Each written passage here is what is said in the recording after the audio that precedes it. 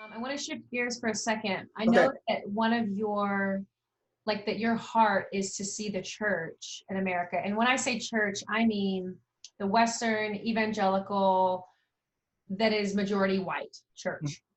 That's what I'm saying in this context. That you long to see the church, be a leading voice in Right. conversations. And so you and I have already corresponded about that. So Hmm. I wonder if you would speak into one of the phrases that you used when we were on email and you're writing an article for me.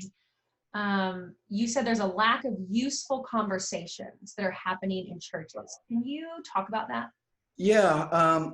I believe that the best way to fix an issue is to take action and talk about it, not hide in a closet and not to avoid discussing it, because after all, it's not going to go away. Speaking the truth in love. Uh, but this is the problem that we have in many of our churches here in 2020 is that what bothers me is that there are no useful conversations taking in church whatsoever. So what is a useful conversation? All right, let me define what that is. It's when church members, white and black, decide to come together and really discuss the issues surrounding race, racial discrimination, that type of thing. These people are, it's like the book of James says, they're quick to hear, slow to speak, slow to become angry. And these are conversations where black and white members feel safe enough Mm. to air any grievance.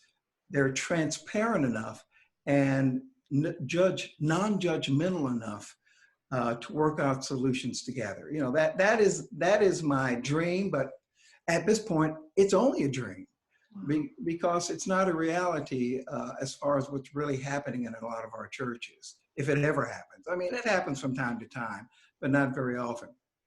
Why is that? I think mainly it's because black and white Christians are on different planets. We view the world differently in a lot of different ways. So that whenever a tragedy like this happens with the shooting of Ahmaud Arbery, we know what the reactions are going to be. This has happened so many times. Many Christians will blame the victim or some other, justifying reason. That's a typical reaction for quite a few of our Anglo brothers and sisters, while many Black Christians react in a completely different way. There's anger at the perpetrator and the racist system that allowed this injustice to happen yet again. So, like I said, we are on different planets. But for me, and like I said earlier, I like talking to people about this online and in person if I can. Here's the frustration, okay? When I mean African American Christians, attempt to explain to our brothers and sisters why we react the way that we do. The reactions range from defensive Yeah. to anger to indifference. They just don't care. And I've been trying to find a better way to say this, but I can't. So I'll just be honest about it. Bottom line is, it's hard to talk to many white people about race and how it affects us. Yeah. It really is. So we become frustrated and give up trying even to explain. And I think that's how many of us feel right now. The word that comes to mind is exhausted. Exhausted. And when this happens, nothing changes. We hold on to our view and then they'll withdraw back into their uninformed norm. Yep. So, That's so helpful. That's so incredibly helpful. Can you speak to white people who would feel that sense of not even anger? Because I want to ask you kind of a different question. For okay. people who are white who would feel awkward or embarrassed, or they would, like, someone might say, I want to have a conversation with my African American friend or this leader who's African American that I know, but I Mm-hmm. just feel so embarrassed. Like, I don't want to ask the question, or I'm not sure. Could you speak to that Sure. person? Um, I would say if someone approached me and wanted to talk about that, my first emotion would be overjoyed Mm, because that means that someone sees what's happening and understands that there is another side, there is history of this country that perhaps they don't know about. and they're willing to learn about it. So my first reaction would be joy. And what I would say is, we will talk frankly, but the point of that frank talk is not to make you feel guilty. Yeah. It's not to jump on you for things that have happened in the past, but it is to have a frank conversation that will be difficult. Yeah. And from the beginning, you have to understand that it's difficult. But me being your Christian brother, I'm not here to accuse you. I'm not here to judge you. That's God's job, not mine. I'm here just to help you understand and see it from my standpoint.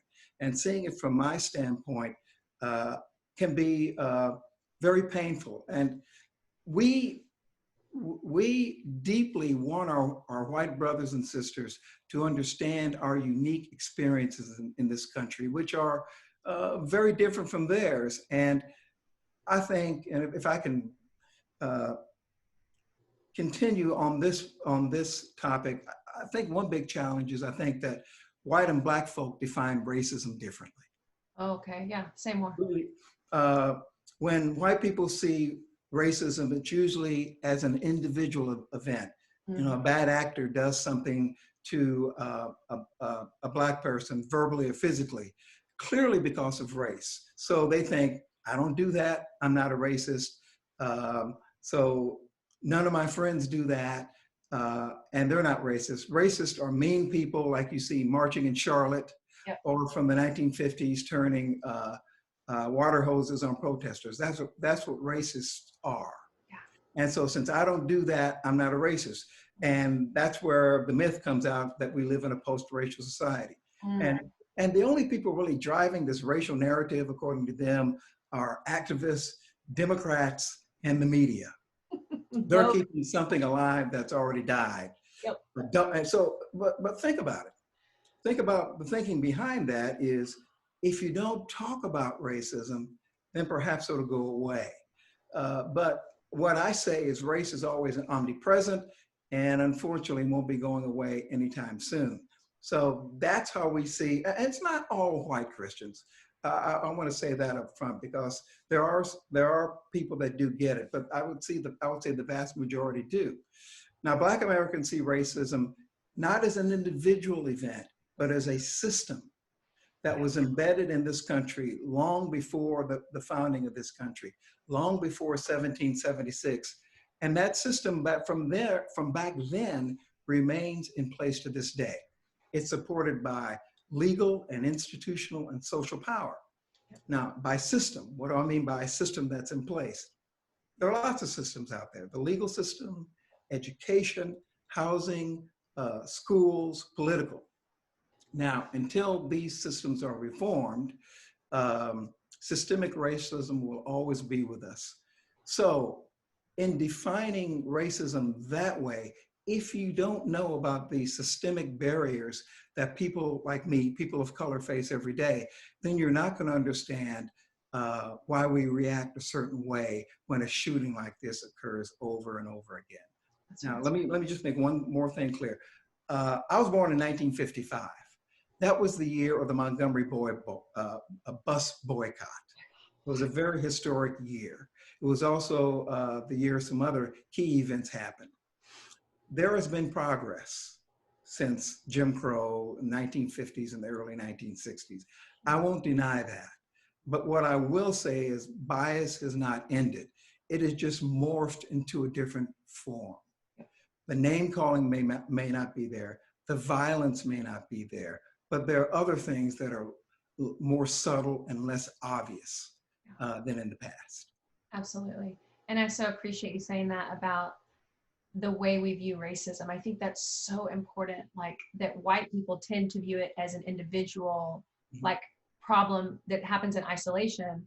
But for most African American people, it's systemic and it's universal. Like it's such a different paradigm. So I think that's so important. I was talking to my 7-year-old this afternoon, and I was getting ready for this meeting, and he said, you know, well, who are you meeting with? And I said, well, Mr. Don, you know, he's a leader and a church leader and a friend. And he said, well, what are you talking about?